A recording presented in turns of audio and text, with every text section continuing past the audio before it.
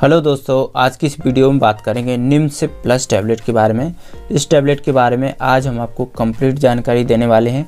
जैसे इस टैबलेट का कंपोजिशन क्या है, किस कंपनी द्वारा इसको बनाया जाता है, कितना इसका प्राइस है, क्या क्या इसके यूज होते हैं, क्या क्या बेनिफिट्स होते हैं, यानी कौन कौन सी समस्याओं को दूर करने के लिए इस टैबलेट का इस्तेमाल किया जाता है, कैसे ये काम करती है, क्या क्या कितनी डोज पेशेंट को दी जाती है, क्या क्या इसके साइड इफ़ेक्ट होते हैं और आपको क्या क्या सावधानी ध्यान में रखनी है इस टैबलेट का इस्तेमाल करने से पहले और बाद में। तो इन सब बातों के बारे में आज की इस वीडियो में डिटेल में डिस्कस करेंगे, तो वीडियो को पूरा देखें। सबसे पहले हम बात करते हैं इस टैबलेट की कंपोजिशन के बारे में। तो इसमें पैरासीटामोल 325 मिलीग्राम और निमोसलाइड 100 मिलीग्राम की स्ट्रेंथ में प्रेजेंट है। ये Novitas health care private limited company का ब्रांड है और प्राइस के बारे में बात की जाए तो 10 टैबलेट का प्राइस 52 रुपये है। ये जेनेरिक प्रोडक्ट है, आपको एमआरपी से कम दाम पर आसानी से किसी भी मेडिकल स्टोर पर मिल जाती है। अब हम बात करेंगे इसकी यूजेस के बारे में, क्या क्या इसके बेनिफिट्स होते हैं, कौन कौन सी बीमारियों के इलाज में इस टैबलेट का इस्तेमाल किया जाता है। तो इस टैबलेट का प्रयोग मुख्यतः दर्द और बुखार के उपचार में किया जाता है। ये टैबलेट और भी कई प्रकार की समस्याओं को दूर करने के लिए भी यूज़ की जाती है। जैसे किसी पेशेंट को अगर सिर दर्द की समस्या है तो उसमें भी इसका इस्तेमाल किया जाता है। माइग्रेन के दर्द को भी कम करती है। अर्थराइटिस की समस्या में भी इस टैबलेट का इस्तेमाल किया जाता है। दांतों के दर्द में, मांसपेशियों के दर्द में, पीरियड में होने वाला दर्द उसको भी कम करती है। सूजन या जलन को कम करती है, बुखार को कम करती है। ऑपरेशन के बाद जो दर्द होता है तो उसको भी कम करने के लिए इस टैबलेट का इस्तेमाल किया जा सकता है। अब हम बात करेंगे ये टैबलेट कैसे काम करती है। तो जो निमोसलाइड है ये एक non steroidal anti inflammatory drug होती है जो हमारी बॉडी में प्रोस्टाग्लैंडिन केमिकल्स के प्रभाव को ख़त्म करती है। यही प्रोस्टाग्लैंडिन दर्द व सूजन उत्पन्न करने के लिए जिम्मेदार होते हैं। दूसरी है पैरासीटामोल। इसमें एनाल्जेसिक और एंटीपायरेटिक प्रॉपर्टी पाई जाती है जो दर्द व बुखार को कम करती है। ये भी प्रोस्टाग्लैंडिन केमिकल सिंथेसिस को रोकती है जिससे दर्द व बुखार में राहत मिल जाती है। तो इस तरीके से ये टैबलेट काम करती है। अब हम बात करेंगे इस टैबलेट के खुराक के बारे में, कितनी खुराक पेशेंट को दी जाती है और किस तरीके से इसका इस्तेमाल किया जाता है, इसके बारे में भी बात कर लेते हैं। तो सबसे पहले आपको ध्यान रखना है प्रत्येक पेशेंट की मेडिकल कंडीशन अलग अलग होती है, उसके हिसाब से डोज भी अलग अलग होती है।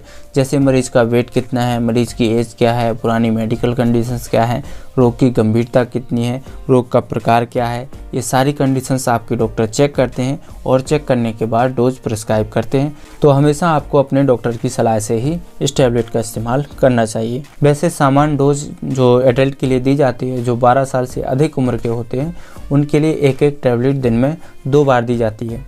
लेकिन आपको हमेशा अपने डॉक्टर की सलाह से ही इस टैबलेट का इस्तेमाल करना चाहिए। नेक्स्ट है बच्चों के लिए हमेशा आपको अपने डॉक्टर की सलाह से ही इसका इस्तेमाल कराना चाहिए। स्टोमक अपसेट की समस्या से बचने के लिए हमेशा इसको खाना खाने के बाद ही लेना चाहिए। नेक्स्ट है ओवरडोज लेने से बचना चाहिए। यदि आप ओवरडोज लेते हैं तो आपको कई तरह के साइड इफेक्ट भी देखने को मिल सकते हैं। अगर आपकी कोई खुराक छूट जाती है तो उसकी क्षतिपूर्ति करने के लिए 2 टैबलेट एक साथ नहीं लेनी चाहिए, तो इसका भी आपको विशेष ध्यान रखना है। अब हम बात करेंगे इस टैबलेट के साइड इफेक्ट के बारे में, इसके क्या क्या साइड इफेक्ट देखने को मिलते हैं। तो इसके कुछ कॉमन साइड इफेक्ट देखने को मिल सकते हैं, जैसे किसी को नोजिया वॉमिटिंग की समस्या हो सकती है, अपच की समस्या हो सकती है यानी इंडाइजेशन की समस्या हो सकती है, डायरिया की समस्या हो सकती है यानी किसी पेशेंट को दस्त भी लग सकते हैं।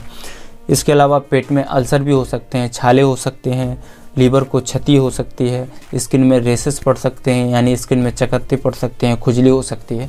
तो इस प्रकार के साइड इफेक्ट इस टैबलेट से देखने को मिल सकते हैं।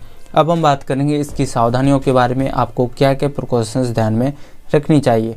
तो इसका इस्तेमाल करने से पहले हमेशा आपको अपने डॉक्टर की सलाह लेनी चाहिए।